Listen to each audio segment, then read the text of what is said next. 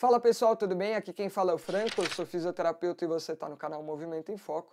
Hoje eu vou contar para vocês uma história de uma das lendas do esporte, que é Jesse Owens. Se você ainda não ouviu falar desse nome, continua assistindo porque essa é uma daquelas histórias que você não pode ficar sem saber.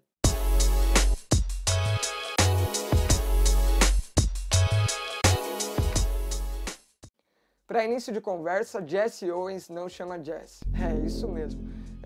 Ele chama James Cleveland Owens. E aí, como todo americano gosta de abreviar as coisas, James Cleveland virou JC. E JC, como a gente sabe, em inglês se pronuncia JC. E quando ele foi se apresentar para um professor dele na escola, ele se apresentou como JC, mas como ele é do Alabama, ele nasceu em 1913 e se mudou do Alabama para Ohio, que foi nessa situação que ele foi se apresentar. Ele disse que era JC, só que por conta do sotaque dele, o professor dele entendeu Jesse, e desde então James Cleveland Owens se tornou Jesse Owens, que é esse fenômeno que eu vou contar para vocês agora. Então, pelo que conta a história, ele já tinha um potencial atlético muito grande desde pequeno. E aí, ele que era bom em diversas modalidades, começou a se especializar no atletismo, principalmente depois ali do high school, né? Então do ensino médio, por conta de um professor dele que viu um talento bruto, pelo que diz a história, para as modalidades de corrida e de salto, principalmente as corridas curtas. E foi aí que esse talento bruto foi sendo lapidado e deu a ele a oportunidade de ingressar na universidade. E ele escolheu como a universidade de ingresso a Universidade de Ohio. E foi nessa universidade que o treinador dele, um novo treinador, né, começou a lapidar ainda mais esse talento bruto, e ali no início da década de 30 ele tentou a qualificação para uma primeira Olimpíada, que foi nos Estados Unidos, e não conseguiu qualificação para isso, e desde então ele se dedicou mais e mais e mais. E pelo que conta a história, nessa dedicação, de 75 provas que ele participou, ele ganhou a grande maioria. Eu vou deixar o número aqui para vocês, porque eu vou pesquisar depois certinho, porque eu não lembro mais. Inclusive, tem várias coisas que eu fui pesquisando e que são muito legais e que não vai dar para colocar nesse vídeo, porque senão vai ficar muito longo.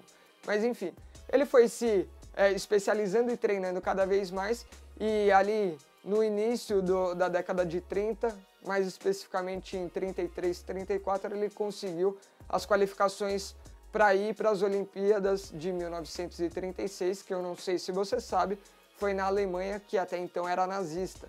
Então houve um grande dilema por todas as pessoas que circundavam ele, se ele deveria ir ou não ir para esse evento, já que ele ir poderia ser algo ruim até certo ponto e ele ir poderia ser algo bom até certo ponto. E quais eram os ruins e bons aí? Porque tinham pessoas que defendiam que ele ia estar de acordo com o regime alemão da época, e as pessoas que diziam que aquilo poderia ser bom, de justamente desbancar algo que era colocado pelo regime alemão até então, que era a supremacia ariana, né? E a partir daí houve um grande dilema que vocês podem assistir com mais detalhes no filme, que conta a história dele, que é um filme de 2016, Race, que é traduzido como Raça.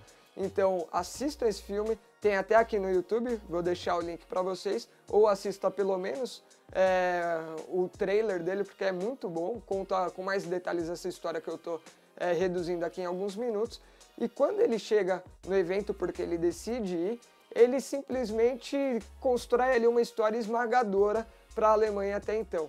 Ele conquista 4 medalhas de ouro, só que o que vale a pena a gente entender é quais são essas medalhas e o que ele conquistou, que foi um feito inédito. Ele ganhou ali nos 100 metros rasos, nos 200 metros rasos, no revezamento 4 por 100 e no salto em distância, certo? Então algo que nunca tinha acontecido até então, um atleta negro ganhou 4 medalhas pelo país dele, no caso dos Estados Unidos, e aí isso dentro do regime alemão nazista, ali desbancando essa tal da supremacia ariana que o regime tentava impor e passar pela propaganda até então, né? Enfim, e aí o que aconteceu? Uma história legal é mais especificamente em relação à conquista da medalha de ouro do salto, porque ele estava disputando justamente com um alemão, e nessa disputa o alemão estava indo super bem e o Jesse queimou duas das tentativas, e se ele queimasse mais uma ele estava fora, né?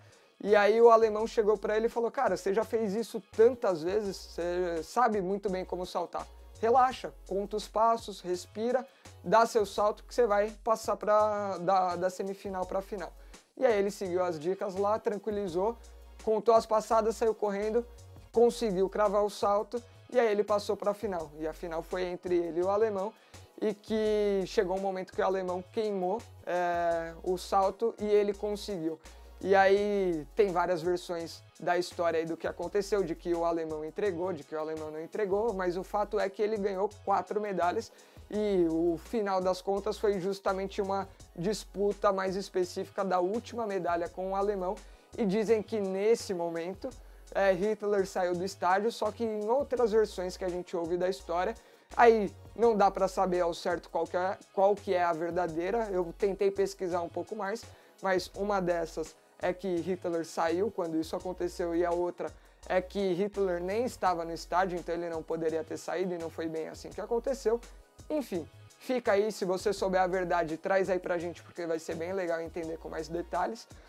Mas isso foi um símbolo de que não existia necessariamente a supremacia ariana, né? E parece que o Jesse ficou bastante amigo desse alemão aí ao longo do tempo e depois mais pra frente esse alemão morreu no campo de batalha. Eu vou deixar aqui alguns cards para vocês visitarem um pouco mais a fundo essa história. E o que deixa mais triste não é só toda essa história que envolve aí o regime alemão, que a gente já sabe, mas é que quando ele voltou para casa nos Estados Unidos, ele também não foi recebido nada bem, enquanto todos os outros atletas que foram medalhistas e que eram brancos foram recebidos na Casa Branca pelo presidente, que era o Roosevelt, e foram condecorados ali com premiações extra por conta dos feitos. Ele, com 4 medalhas que ganhou sozinho, né, ou no revezamento, no caso, fez um feito histórico, ele não foi recebido na Casa Branca. Então, ele até narra que esse foi um dos fatos mais tristes que ele passou em relação a racismo, que ele já esperava algo ruim indo para a Alemanha, mas que ele não esperava algo tão ruim quanto o que aconteceu ao voltar. Ele pensou que as coisas iam mudar, e não mudaram. Ele conta até que ele continuou tendo que andar atrás do ônibus e outras várias coisas que aconteciam nos Estados Unidos daquela época. Inclusive, ele não conseguiu se manter no esporte num período curto ali do que aconteceu, e a forma dele continuar vivendo e sobrevivendo e sustentando a família dele não foi no esporte profissional, mas foi disputando corridas feitas por um empresário em que ele ou disputava com outros animais ou com carro, que eram mais a forma de promover o talento dele ali, mas não de uma forma profissional no esporte. Então você vê que um cara que participou de uma única edição de Olimpíadas fez um feito histórico, não teve a oportunidade de continuar tendo suas marcas e seus ganhos aí, quem sabe em uma outra edição dos Jogos Olímpicos, né? Então essa é uma história, um pouquinho dos bastidores do que acontece no esporte, e o esporte, por ser reflexo cultural do que é a sociedade, ele também traz algumas coisas do que tem na sociedade, seja do ponto bom ou seja do ponto ruim. E não dá para excluir que existe sim racismo no esporte, como essa história mesmo conta. E a gente sempre guarda aí um pouco de esperança, porque mostra lá no filme, como vocês podem ver, o vínculo que ele criou aí com esse alemão que ele disputou, que é o Lung.